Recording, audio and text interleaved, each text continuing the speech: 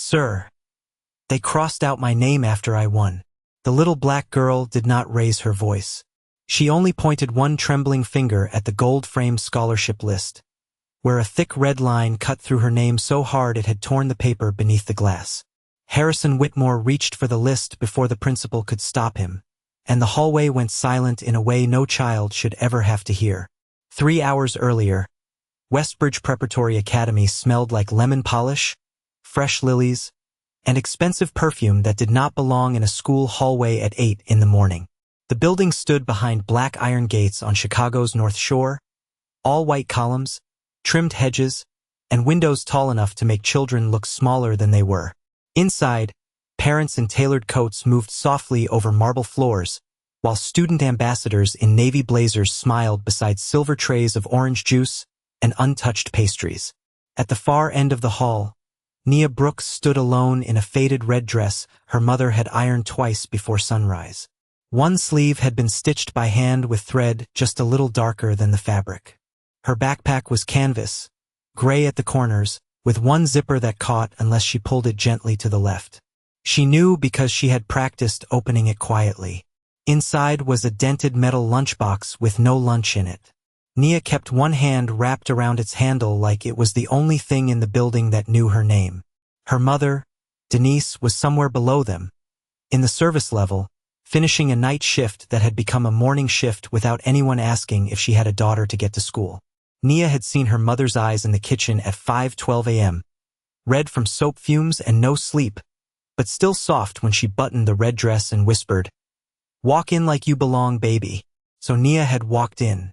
She had passed the portraits of founders, the brass plaques of donors, the glass trophy cases filled with children whose names were always spelled correctly. She had walked all the way to the scholarship board, where last Friday her name had been printed first. Nia Brooks, Whitmore Promise Scholar. But now the line was red. The word beside it was colder than the marble under her shoes. Rejected. Harrison Whitmore entered just as the sound left her breath. He was 56, white-haired at the temples, dressed in a navy suit that cost more than Denise made in months. 2 security men followed at a respectful distance, and his assistant carried a leather folder embossed with the seal of his foundation. Harrison had come to smile for photographs, shake the principal's hand, and say something polished about opportunity. He did not expect to see a child standing motionless before his own scholarship list as though someone had erased her in public. Dr. Meredith Voss appeared almost instantly, her cream blazer perfect, her smile calm enough to be practiced. "Mr. Whitmore, there seems to be a misunderstanding," she said, stepping between him and the board. "This is an internal correction. The child is confused." Nia looked up then. She did not cry. She only opened her lunchbox, took out a small Polaroid with bent white edges, and held it toward Harrison. In the picture, the same list hung behind the same glass, untouched, her name still first. But in the reflection at the bottom corner, faint and low, a woman's hand was visible holding a red marker. Harrison did not take the Polaroid at first. He looked at it in Nia's hand, then at Dr. Voss, then back at the little square of film as if the tiny blurred reflection had changed the temperature of the hallway. "May I?" he asked. Nia nodded once and placed it in his palm carefully, not like a child handing over a picture, but like a witness surrendering evidence. Dr. Voss gave a soft laugh, the kind meant to make other adults relax.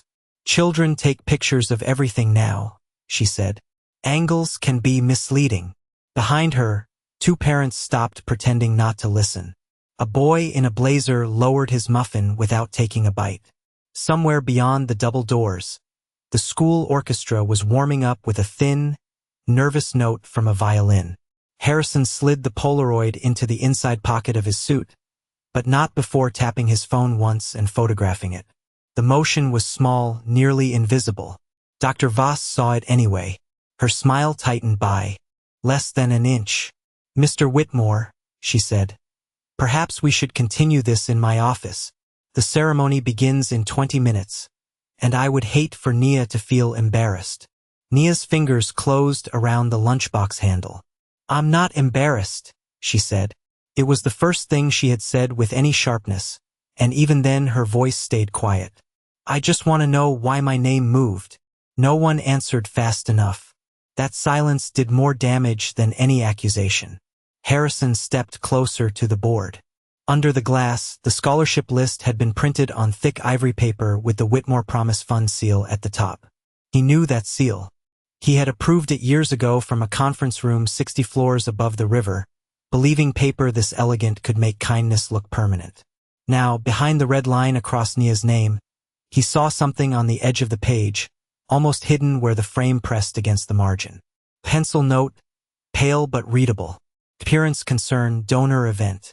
Harrison's eyes did not change, but something in his jaw did. What does this mean? He asked lightly, as though he were asking about the weather. Dr. Voss tilted her head. I'm not sure. That may be from admissions. We consider many factors. Appearance is a factor? The hallway seemed to shrink around the question. Serena Bellamy appeared then, dressed in winter white, a pearl bracelet resting against the sleeve of a coat that smelled faintly of gardenia. She touched Dr. Voss's elbow with 2 fingers, a normal gesture, almost friendly. But Nia noticed the principal's shoulders drop as if permission had arrived. Harrison, Serena said warmly, using his first name like she had earned it. Westbridge is simply trying to protect the dignity of the day. Nia looked at the pearl bracelet, then at the board. That's the lady from Friday, she said. Dr. Voss turned toward her too quickly. Nia. The warning was soft, polished, and colder than a shout. Harrison looked down. Friday. Nia swallowed.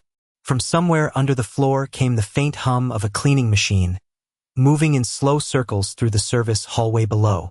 For one breath, it sounded almost peaceful. Then Nia reached into her lunchbox again and pulled out a folded scrap of paper. My mom was working late, she said. She told me not to repeat adult business. But that lady said my dress would photograph wrong. Serena's face did not fall. That would have been too obvious. Instead, she smiled at the child with careful pity. Sweetheart, grown-ups say many things you may not understand. Nia unfolded the scrap and held it out. It was not a letter, not a recording, not proof big enough to end anything. It was the back of the scholarship list, torn from a misprint, and in the corner were 2 names written in the same pencil as the note. Nia Brooks and Paige Bellamy, connected by a single arrow. The arrow between Nia Brooks and Paige Bellamy was so lightly drawn that, at first, Harrison thought it might have been a crease in the paper. But when he angled it toward the chandelier light, the graphite shone thin and deliberate, pointing from one child's name to the other like a quiet instruction. Dr. Voss reached out with a graceful hand.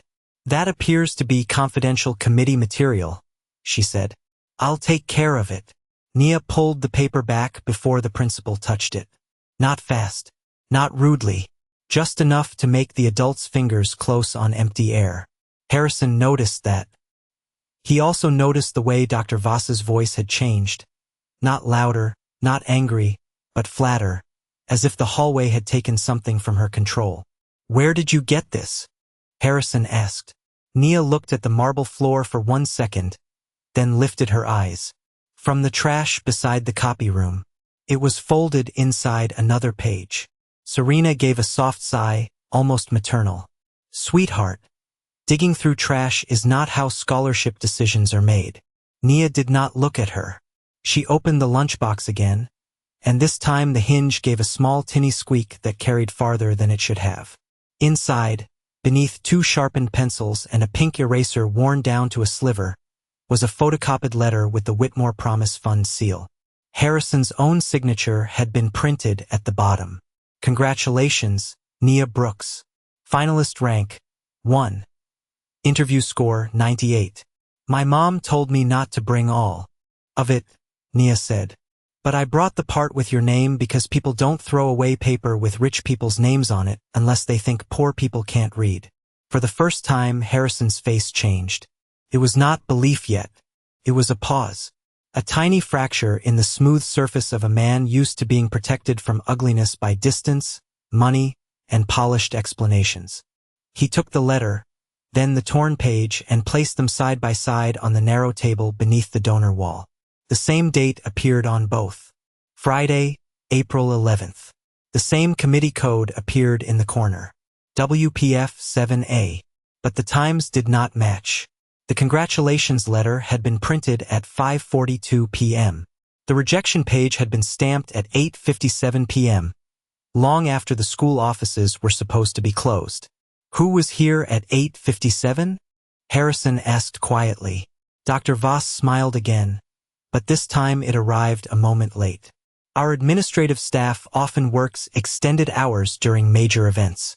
From below the floor, the cleaning machine hummed again, then stopped. Nia's eyes moved toward the stairwell marked employees only. My mom was here, she said. She finished the West Hall at 9:10 because the machine kept leaving streaks. Harrison looked at her. You remember the time? She called me from the bus stop, Nia said. Her phone was at 1%. I remember because she said if it died, I should still lock the door. A small sound came from Dr. Voss's coat pocket. A phone vibration. She slipped one hand inside, glanced down quickly, and turned the screen toward her body before anyone else could see it. But Nia had already seen enough. That's the same number, she whispered. Harrison's eyes narrowed. What number? Nia reached into the lunchbox one last time and lifted out an old prepaid phone with a cracked blue case. On its dim screen was a missed call from Friday night, 8:56 p.m., and beneath it, saved by a child who had learned not to delete things too quickly, was the same number now glowing inside the principal's pocket. The old prepaid phone looked impossibly small in Harrison's hand, its cracked blue case dulled by years of pockets, bus rides, and kitchen tables wiped, clean with the same dish towel. The missed call on its screen sat there like a pin through silk. 8:56 p.m. The same number that had just lit up inside Dr. Voss's coat. No one spoke for 3 full seconds. Then the principal recovered, smoothly enough that most people in the hallway might have missed the fear passing behind her eyes. Mr. Whitmore, she said, lowering her voice, we cannot continue discussing a child's private academic file in public. It was reasonable. It was professional. It was exactly the kind of sentence built to make cruelty sound like care. Harrison looked toward the double doors of the administrative suite. Then let's discuss it privately. 5 minutes later, Nia was seated at the far end of a long walnut conference table in the Westbridge boardroom. Her red dress a small spot of color against dark leather chairs and framed oil portraits of men who had built libraries with their names on them. The room smelled of coffee, printer toner, and the faint gardenia perfume Serena Bellamy had left in the air when she entered behind them. Outside the glass wall, parents drifted toward the auditorium, unaware that the scholarship ceremony had begun to bend around one little girl's lunchbox. Dr. Voss sat at the head of the table. Beside her was Mr. Ellison, the school's legal counsel, a thin man with silver glasses and a voice so calm it seemed refrigerated.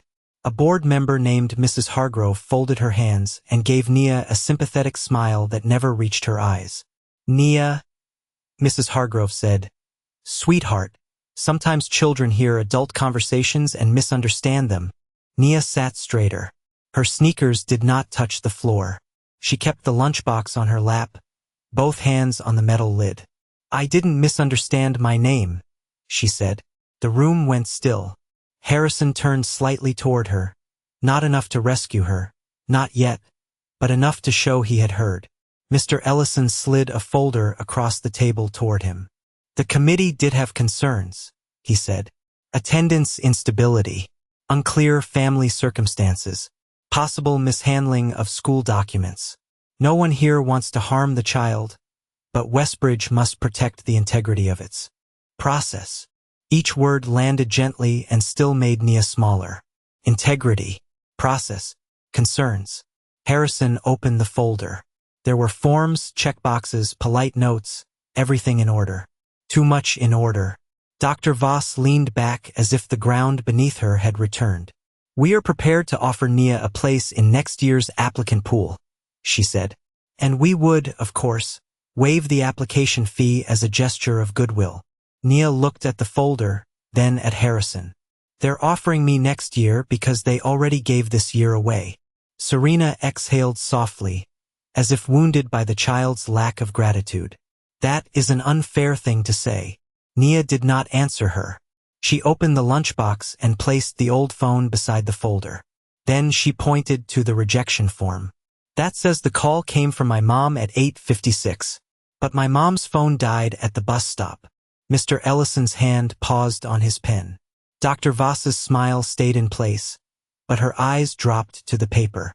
Harrison followed Nia's finger to the contact line printed neatly in the file. Parent contacted, 8:56 p.m., Denise Brooks. He looked back at the cracked blue phone on the table, still showing the missed call from the principal's number at the exact same minute, and for the first time, the folder meant to bury Nia began to look like it had accidentally preserved the lie. Harrison did not speak after reading the contact line. He only turned the folder a few inches, as if the truth might look different from another angle. The room waited for him to do what powerful men usually did in rooms like that: choose the cleanest explanation, protect the institution, move the child out of sight before the cameras arrived. But Harrison kept looking at the old phone. Its cracked screen had dimmed, so Nia pressed the side button with her thumb and woke it again. "It doesn't hold charge," she said. "You have to be quick." Mr. Ellison adjusted his glasses. "Phone records can be misread, Mr. Whitmore. A missed call does not establish intent." "No," Nia said softly, "but a voicemail does." Dr. Voss's hand stopped halfway to her coffee cup.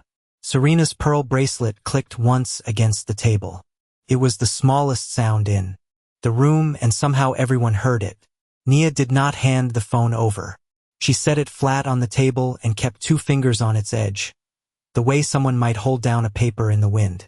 "My mom said never delete people when they're lying," she whispered. Harrison looked at her for a long moment, longer than politeness allowed. Then he nodded. "Play it." The speaker crackled.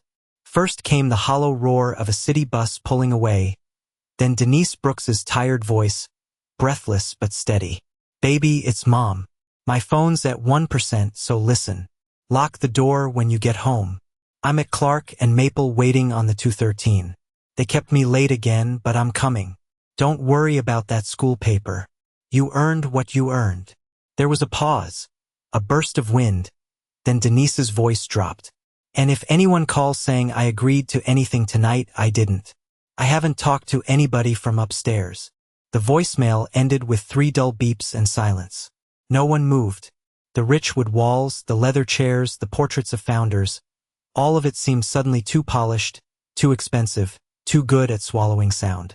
Harrison stared at the phone as if it had become heavier than the folder. Clark and Maple. He knew that corner. His own foundation shuttle passed it every Friday night on the way to the donor garage. Years ago, when the Whitmore Promise Fund was still new, his sister had told him that poor families did not lose opportunities all at once. They lost them in minutes. A late bus, a dead phone, one adult marking the wrong box. He had smiled sadly then, written another check, and believed the check was listening. Now a 9-year-old girl had brought him the minutes. Dr. Voss recovered first. "That message is emotionally compelling," she said, each word placed carefully.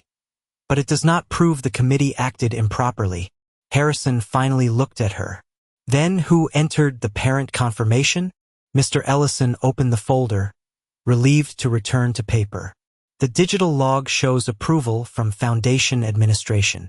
Harrison's expression did not change, but the air around him did. "Whose approval?" Mr. Ellison hesitated. That was the mistake. Nia saw it, before anyone else did. She opened her lunchbox again and pulled out one last thing. A folded printout from the school copier tray, the bottom corner stamped with a name she had circled in pencil. Harrison took it, and when he saw the signature line, the silence in him turned cold. Evan Whitmore. Harrison kept the printout in his hand, but he did not look at Evan's name twice. Once was enough. The letters sat there in neat black ink, familiar and suddenly foreign, like a family portrait turned toward the wall. Across the table, Dr. Voss watched him carefully, waiting for anger, denial, some public fracture she could manage. Harrison gave her none. He folded the page once, placed it inside his jacket, and said, "I'll need a private copy of every scholarship file connected to this cycle." Mr. Ellison blinked. We can prepare a formal request. No, Harrison said. You can prepare a flash drive. The sentence was quiet, almost courteous. That made it worse. Dr. Voss smoothed the edge of her cream sleeve. Of course, we want full transparency. The word transparency floated over the table like perfume sprayed over smoke.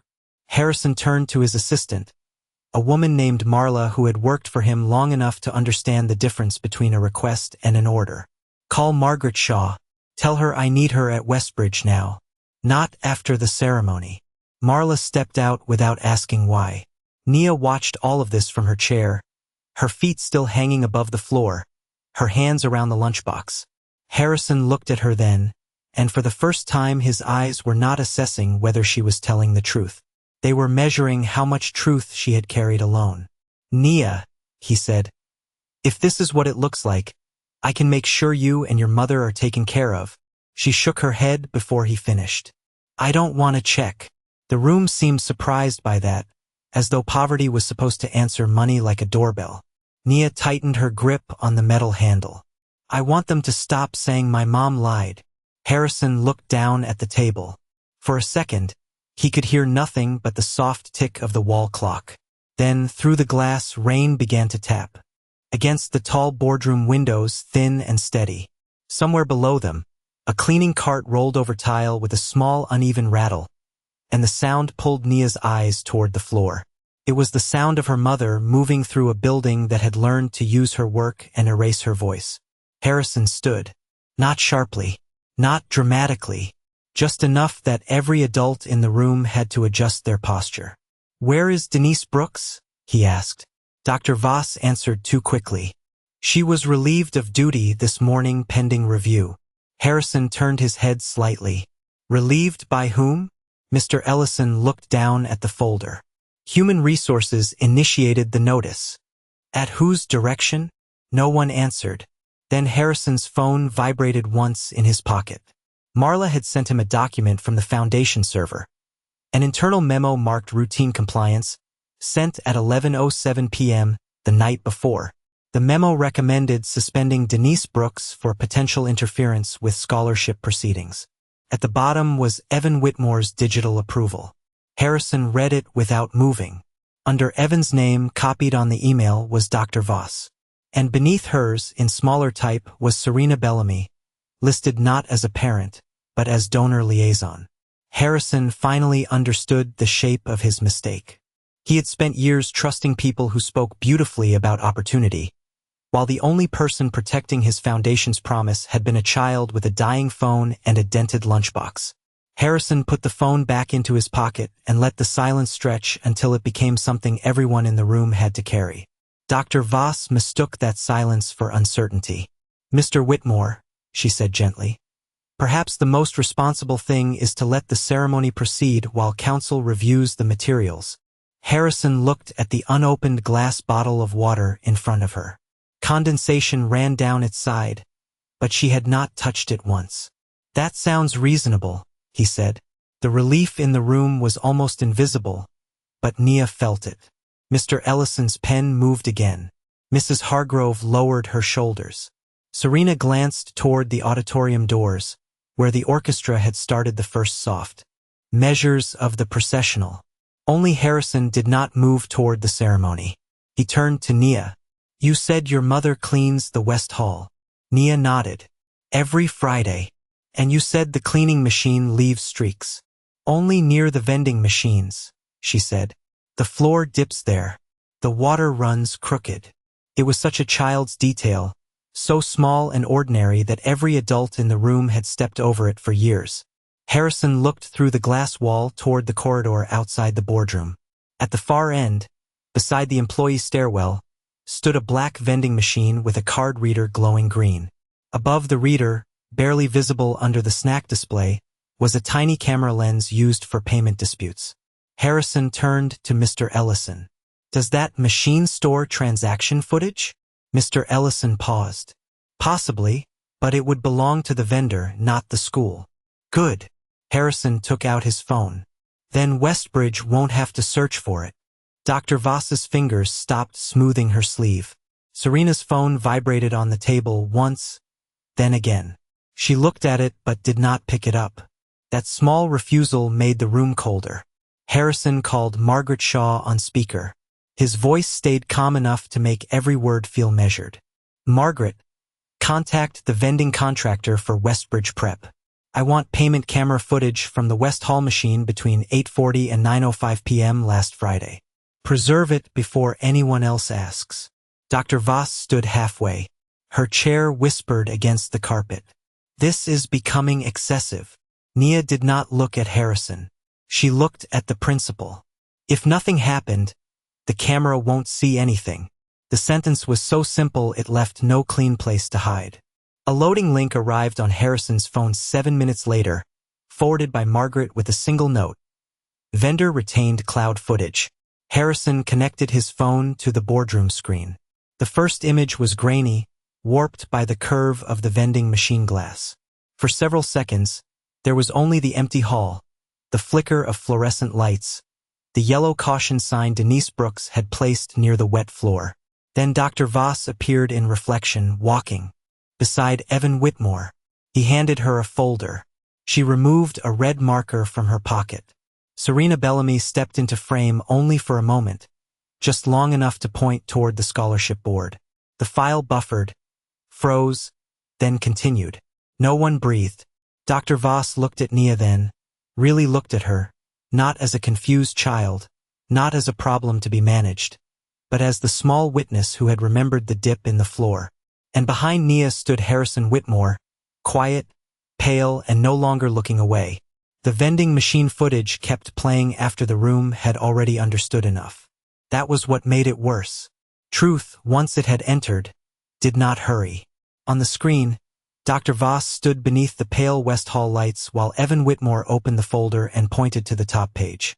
The image was warped by the vending machine glass, but not enough to hide the red marker moving across Nia's name. The line appeared in reflection before it had ever appeared behind the scholarship glass. Serena Bellamy's lips moved beside them, silent in the footage, her pearl bracelet flashing once as she lifted her hand toward the board. Mr. Ellison rose slowly.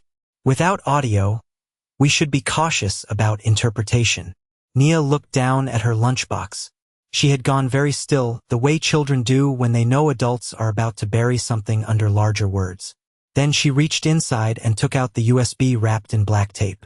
It has sound, she said. Harrison turned toward her, and the room seemed to tilt around that small sentence. Where did you get that? Dr. Voss asked too sharply, then corrected herself. Nia, that may contain private school property. Nia held it tighter. It has my mom's machine on it, she said. She was cleaning right there. The recorder was in her cart because she was trying to prove the machine was broken, so they would stop taking repair money out of her check. For the first time, Harrison could not immediately move. He had built warehouses across 4 states, settled labor disputes in 3 countries, and sat across from senators without blinking. But this child had just explained, in the quietest way, that even the sound of her mother working had become evidence because no one had believed her work mattered. Margaret Shaw arrived then, breath-controlled, coat wet from the rain, laptop under one arm. Harrison handed her the USB without a word. She plugged it in. The file opened with the low scrape of the floor machine, a plastic wool squeaking every few seconds. Then voices came through, faint but clear enough. Evans first. Use attendance risk. It looks neutral. Dr. Voss answered. Her scores are too high. Harrison may ask. Serena's voice followed, smooth and impatient. Then make the mother part of it. Unstable home, unreliable transportation, whatever language your committee uses.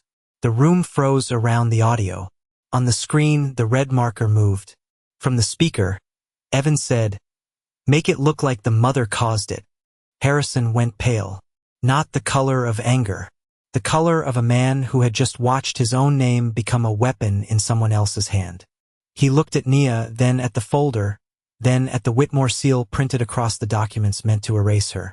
He remembered every gala speech, every polished brochure, every photograph of smiling children under banners with his name on them.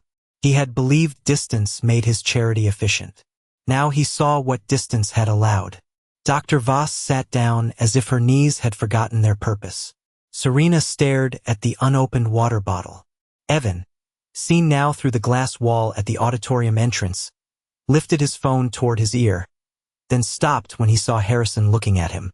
Harrison took the USB from Margaret, placed it gently on the table beside Nia's cracked phone and the red-marked list, and spoke so calmly that no one in the room mistook it for mercy.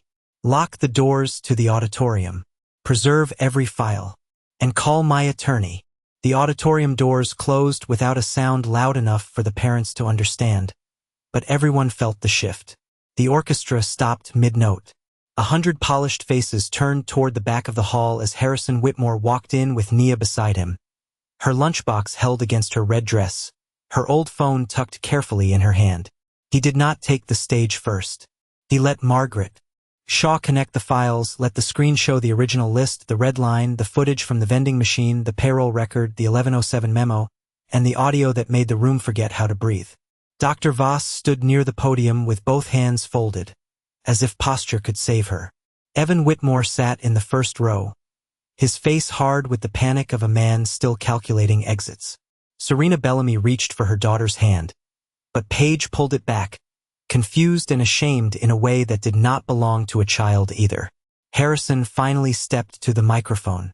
He looked older under the stage lights. Not weaker, just stripped of the polished distance that had followed him into every charity photograph. Nia Brooks was not rejected by merit, he said. She was removed by pressure, by money, and by people who believed a child without influence would have no evidence. No one moved. Then he turned slightly, not toward the crowd, but toward Denise Brooks, who stood at the side aisle in her gray cleaning uniform, still holding a ring of service keys. And her mother was blamed because blaming the quietest person in the building was easier than telling the truth. Dr. Voss was suspended before the ceremony ended. By noon, the board had voted to remove her pending a full outside investigation. Evan was stripped of all authority over the Whitmore Promise Fund, escorted from the property by Foundation Counsel, and later named in a civil complaint for misuse of charitable administration. Serena Bellamy's donor agreement was withdrawn, not privately, not with a handshake, but in the same board minutes that recorded why. Harrison did not give Nia the scholarship as a rescue. He read her scores aloud, one by one. Assessment, interview, essay, teacher recommendation. The truth did what money could not. It made the room listen. Denise's missing wages were paid with interest, and she was offered a protected position with benefits, not as hush money, but under a signed employment review that Margaret insisted be written in plain English. Nia received the scholarship she had earned, legal protection for her family, and a seat on a student advisory panel Harrison created. So no child's file could be changed without independent review. Weeks later, in a small kitchen brightened by a new lamp over the table, Harrison sat across from Nia and Denise while rain tapped softly at the window. There was no ceremony, only soup, cornbread, and the old blue phone placed beside the lunchbox like something too important to throw away. Harrison asked if Nia wanted a new phone. She touched the cracked screen and shook her head. Not yet, she said. This one was the first grown-up that listened. Harrison could not answer, and in that quiet, the child once crossed out in red was finally heard.